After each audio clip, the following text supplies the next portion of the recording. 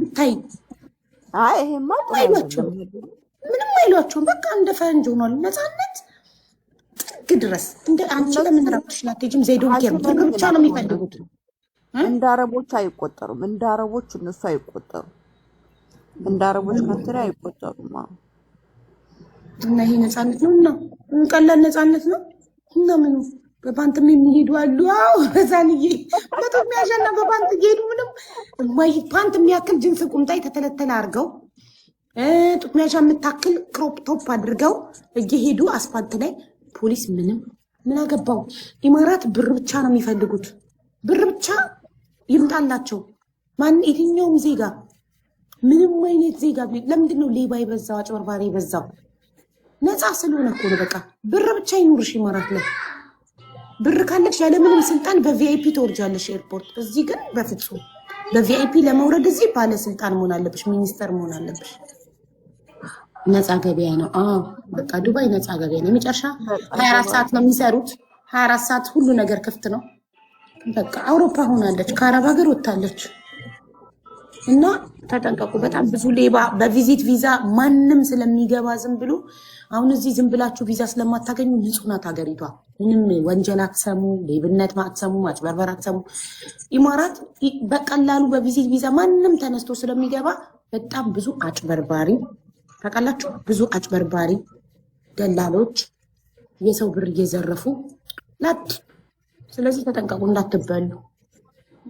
ይሄ ራሱ ከባድ ነው። ማንም ነው በቪዚት ቪዛ እየመጡ ነዋሪ መስለው አጭበርብረው ብራቸውን ሰብስበው ሶፊዬ እኔ ፍቅር ብራቸውን ሰብስበው ላጥ። ለዛ እኮ ነው ኢማራት የማትሰሚው የወንጀል አይነት እኮ የለም። ታውቂያለሽ? በጣም ያስፈራል።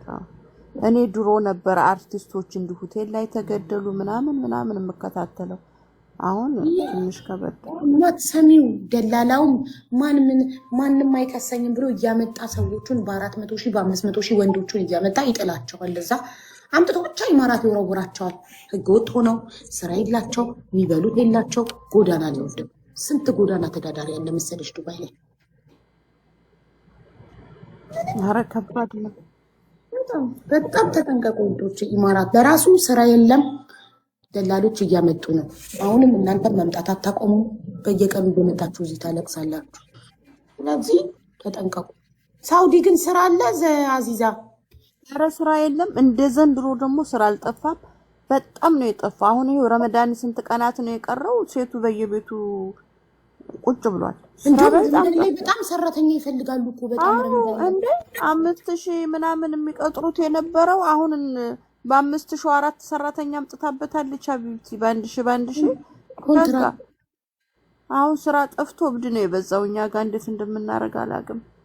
እና ታዲያ ምንድነው በሰርቶ ክፍያ የሚያመጧቸው? ታዲያ ስራ ሳይኖር እየመጡ እኮ ነው ብዙ ልጆች። እሱ እኮ ህገወጥ ነው። ይሄ በባህር የሚመጣው ታያቸው ህገወጥ ነው እኮ። ስራ ሳይኖር ለምን ይመጣሉ? እኛ መንገር አለብን። አትምጡ ስራ የለም እያልን። ድካም ነው ማሪ፣ ድካም ነው። እሺ ወንዶቹስ የወንድ ስራ ሳለሽ የሴት ስራ የለም? የወንድስ የለም፣ ስራ የለም። ሳውዲ አረቢያ ስራ የለም። ወንዶች ህገወጥ ነው በቪዛ የምትመጡት። ብትበደሉ መክሰስ አትችሉም። መክተበል አመል አያቃችሁም፣ አይሰሙም። እየመጡ ደግሞ ዶክተሮቹ ራሱ በፍየል ጠባቂ እያመጡ ቁጭ አድርገዋቸዋል። ዶክተር ወጣይ አረ እኔ ከትላንት ወዳ የሆነ ልጅ ደውሎ ብታይ እባክሽን ስራ ፈልጊልኝ ብሎኝ እንደም ነገር ጣለህ ነው ያልኩት። እኔ ምን እንደሚወሰወሱ አላውቅም። ወይኔ ዶክተር እኮ ከሆነ በእናትሽ እዚህ ቢመጣ እኮ ሆስፒታል ይቀጠራል። ኢማራት ቢሄድ እኮ ሆስፒታል ምን ወሰደው? ሳውዲ የሕክምና ማስረጃውን በውጭ ጉዳይ አቴስት አስደርጎ ይቻል ነበረ። አስለን የሚመጣበት ምህናው የስራ ምህናው ዶክተር አይደለም። ማን ይቀጥረዋል? ገባኝ እኮ መጀመሪያ ኢትዮጵያ ውስጥ ሆኖ በውጭ ጉዳይ አቴስት አድርጎ ምናምን ከዛ አፕላይ ያደርግና እዚህ መጥቶ ተፈትኖ ካለፈ ይቀጠራል። ያበሻ ዶክተሮች እኮ አሉ እዚህ። እኛም ጋር እኮ አሉ። ተፈትኖ እውቀቱ በቂ ከሆነ ከተገኘ እኮ ይቀጠራል። በደህና ደግሞ ተከብሮ። እንዴት ተምሮ መጥቶ በህገ ወጥ መጥቶ ከብት ይጠብቃል? ጌታ ሲያሳዝን። ይሄንን እኮ ነው ጥናት ሳያደርጉም አይመጡት። እኔ ደላላዎቹ እዛ ምን እንደሚያቀምሷቸው አላውቅም። አሉ አንዱ 7 ወር የሆነው ልጅ አለ። ዶክተር ነው ሪያድ ከተማ። ከትላንት ወዳም የሆነ ልጅ ደወለልኝ እባክሽ ስራ ከሰማሽ ምናምን ብሎ በጣም ከባድ ወንዶቹን አምላ መንዝልያ ብለው ያመጧቸዋል። አምል መንዘሊ ብለው ያመጧቸዋል። እንዴ የቤት ሰራተኛ ለሴት እንጂ ለወንድ ቪዛሽ ብሎ ይወጣል እንዴ?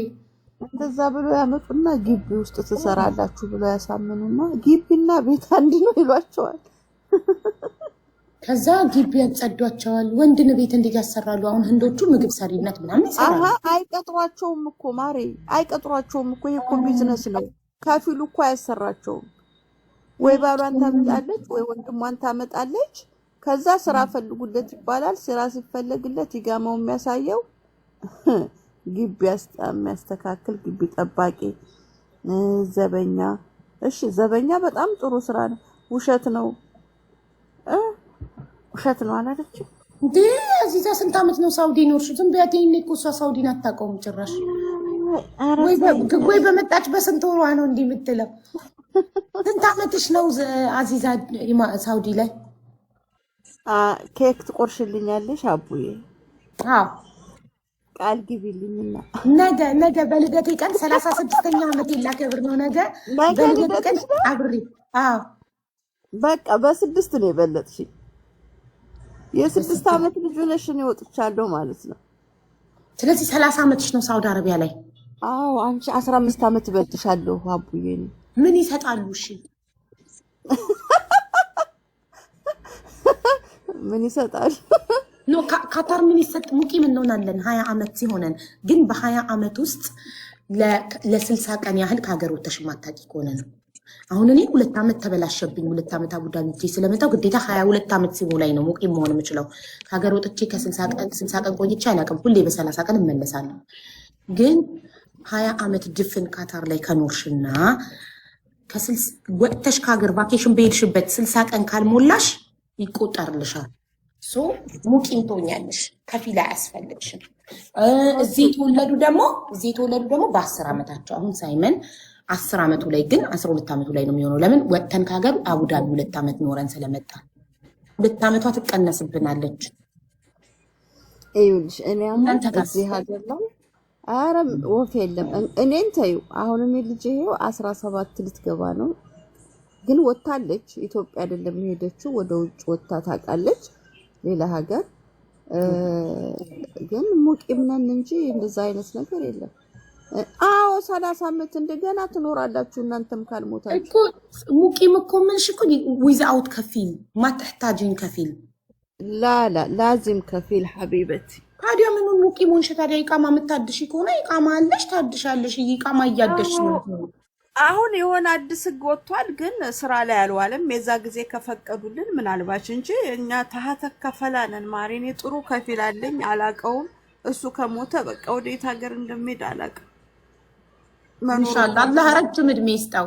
አይሙት ያ ረብ ኢንሻአላህ ዱአ አድርግልኝ። በጣም ነው የሚያሳስበኝ። ከፊል ከሞተ ወረቀት አይታደስ ምን አይል ስለሆነ እኮ ለምን አሁን ሳይሞት ወደ ሌላ አትቀይሪም? የሰው ነፍስ ትተን አንቺ ቃማን ያሳሰበን ማለት እድሜው ከገፋና መሞቻው ደርሷል ብለሽ ከፈራሽ ለምን ቤተሰብ ሌላ ልጅ የለው ወደ ልጁ ለማዞር ከፋላሽ በህይወት እያለ ምናልባት እኔም ቀድሜ ሞት ይሆናል። አይ ወዳና ነው ወጣት ነው እንዴ? ወጣት ሆኖ 30 አመት እንዴት ከፊል ሆነሽ እንዴ? ኖ 18 አመት ነው ከፊል የሆነኝ። ሌላ ነበረኝ ከዛ በፊት ሌላ ነበረ። ኦኬ ከዛ በፊት ሌላ ነበር ከፊል። አሁን ግን ይሄ ሰውዬ ጋር 18 አመቴ አንድ ቀንም አይቼው አላውቅም። የሚገርምሽ ነገር በጣም ጥሩ ሆነልሽ። ከፊል ጥሩ ከሆነ ሰላም አለው። በጣም ጥሩ ሰው የተማረ ነው። በቃ አረብ ሀገር ላይ ትልቁ አሳሳቢ ነገር ደህና ከፊል ማግኘት ነው ጋይስ። አንዳንድ ከፊሎች ብር አይጠግቡም። በሰበብ አስባቡ ብር አምጡ ይሏቸዋል። ኧረ በርሽን የሚያንኳኳላ። ኧረ ስንት ጉድ አለ ሳውዲ አረቢያ። ቢስሚላ እኔ አላውቀውም። በቃ አመት ሲሆነኝ በቃ ሜሴጅ ገባልኛል። የመንግስቴን አስገባለሁ፣ እሱ ኦንላይን ያሳድስልኛል። አላህ ይስጣው። ዱአ አድርጊለት ረጅም እድሜ እንዲኖር። ምንም ክፉ ነገር ነው። መጀመሪያ ከቤተሰቦቼ በፊት ለሱ ነው ዱአ የማደርገው። ለምን መኖር ስለምፈልግ እዚህ። ለልጅሽም እሱ ነው ከፊል? ለልጄማ እኔ ነኝ። ኦኬ ለልጅሽ አንቺ ከፊል መሆን ትችያለሽ? አዎ ለልጄ እኔ ነኝ፣ እሱ ለኔ። በጣም ጥሩ